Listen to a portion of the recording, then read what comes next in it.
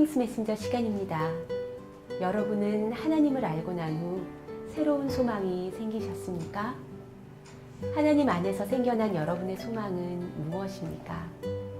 그리고 하나님을 알면 알수록 더욱더 마음에 간절해지는 소망은 무엇입니까? 오늘은 십자가 군령님께서 올려주신 한 형제님의 하나님 안에서의 소망에 대해서 들어볼 것입니다. 그 소망은 이 시간을 진행하는 저의 간절한 소망이기도 하고요. 또 생애의 빛을 아는 모든 사람의 소망이기도 할 것입니다. 차라리 나를 죽여주십시오.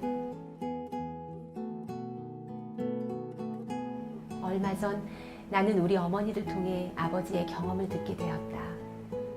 나의 아버지는 청년 시절과 결혼 초기에 문서 전도를 하셨고 특별한 경험을 많이 하신 분이시다.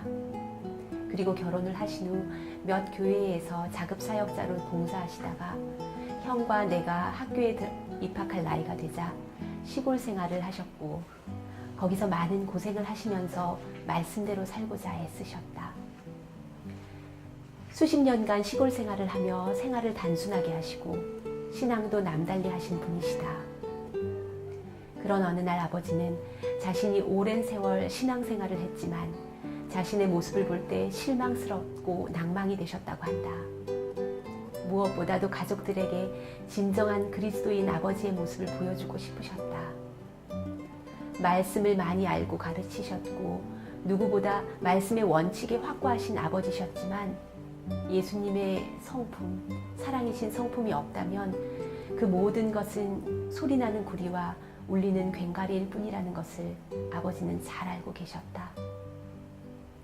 예수님의 재림에 대한 급박한 소식과 연달아 일어나는 예언의 성취를 보시며 아버지는 자신의 부족을 느끼고 자신이 수십 년간 노력해왔으나 자신의 힘으로는 변화가 전혀 불가능하다는 것을 깊이 느끼셨다.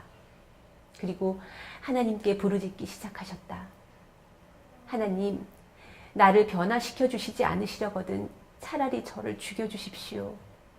제가 변화되지 못하면 어차피 하늘에 가지도 못할 거. 그럴 바에는 이 죄악 세상에 오래 살고 싶지 않습니다. 제게도 희망이 있다면 저를 변화시켜 주시던지 아니면 저를 당장 죽여주십시오. 하나님을 닮고자 하는 아버지의 간절함, 그리고 아버지의 기도는 진심이었다. 아버지는 정말로 하나님을 닮을 수 없다면 살아갈 이유가 없다고 믿고 계셨다. 그러나 하나님은 아버지를 죽게 하지 않으셨다. 그렇게 기도를 드린 지 얼마 되지 않아서 어느 날 아침 어머니가 부엌에서 아침밥을 하고 계시는데 아버지가 밖에 기도의 장소에서 기도를 하시고 올라오셨다. 그리고 아침을 준비하시는 어머니를 부르시더니 하실 말씀이 있다고 하셨다. 아버지는 그동안에 어머니께 잘못했다고 생각되는 것들을 모두 다 털어놓으시며 울먹이는 목소리로 용서를 구하셨다고 한다. 어머니는 그 후로 아버지의 모습에서 전에는 보기 힘들었던 변화를 보게 되었다고 한다. 더 오래 참고 더 어린아이처럼 단순하게 되셨고 작은 것에도 쉽게 감동받으시고 자신의 권위보다는 다른 사람을 더 많이 생각해주는 사람으로 변하고 계신 것이다. 지금도 아버지는 자신의 무뚝뚝한 성격에 거스려 부드럽고 친절하고 용기 주는 말을 하려고 노력하시며 시간만 있으면 말씀을 보시고 앉으시면 늘 신앙적인 이야기밖에 할 줄 모르신다. 나를 변화시켜 주지 않으시려거든 차라리 저를 죽여주십시오. 라는 기도는 응답되고 있는 것이다. 올 한 해를 돌아보며 많은 생각에 잠긴다. 나의 신앙은 진보하였을까? 후퇴하였을까? 하나님께 대한 나의 갈망과 열정은 어떠한가? 일에 쫓기며 내 자신의 일과 내 이익과 내 욕망을 위해 살아오지는 않았는지 한 해를 마무리하며 나도 아버지처럼 기도하고 싶은 생각이 든다. 하나님, 저를 변화시켜 주십시오. 저를 변화시켜 주시지 않으시려거든 차라리 저를 죽여주십시오. 내가 매일 예수님을 닮아가지 않는다면 나는 살아가야 할 이유가 없는 것이다.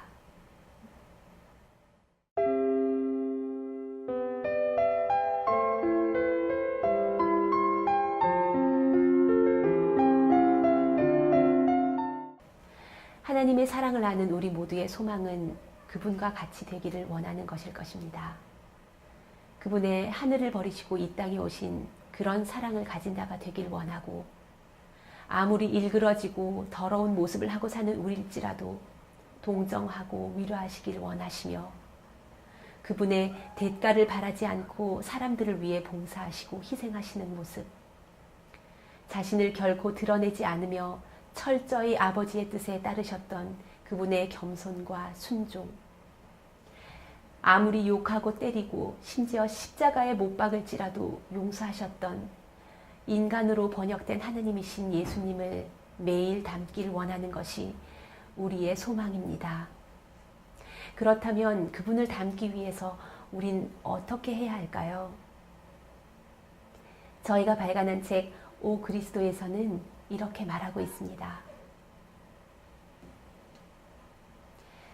하나님께서는 그대를 통하여 당신의 품성의 거룩함과 자비와 동정을 나타내기를 원하신다.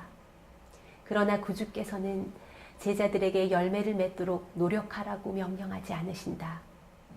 너희가 내 안에 거하고 내 말이 너희 안에 거하면 무엇이든지 원하는 대로 구하라.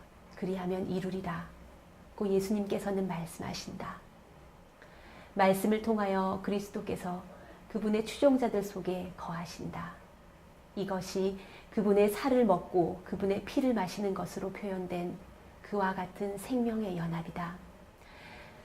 그리스도의 말씀은 영이요 생명이다. 말씀을 받아들임으로 그대들은 포도나무의 생명을 받는다. 그대들은 하나님의 입으로 나오는 모든 말씀으로 살 것이다.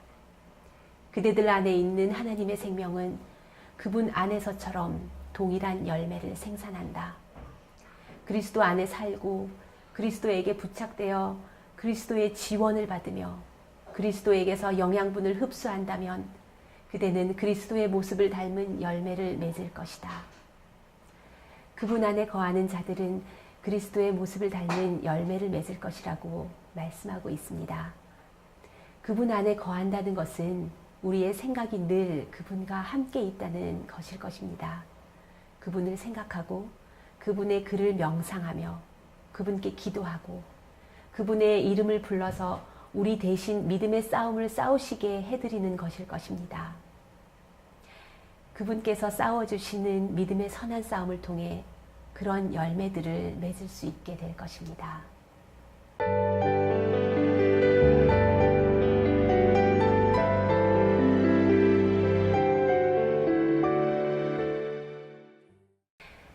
오늘 읽어드린 한 형제님의 간증은 킹스 메신저 카페 나누고 싶은 이야기에서 읽으실 수 있습니다. 그리고 읽어드린 책 오 그리스도는 킹스 메신저에서 신청하실 수 있습니다. 빠른 주문을 원하시는 분들은 각 지부에 전화해 주세요. 다음 시간에는 더욱 감동적인 소식으로 여러분들을 찾아뵙겠습니다. 안녕히 계세요.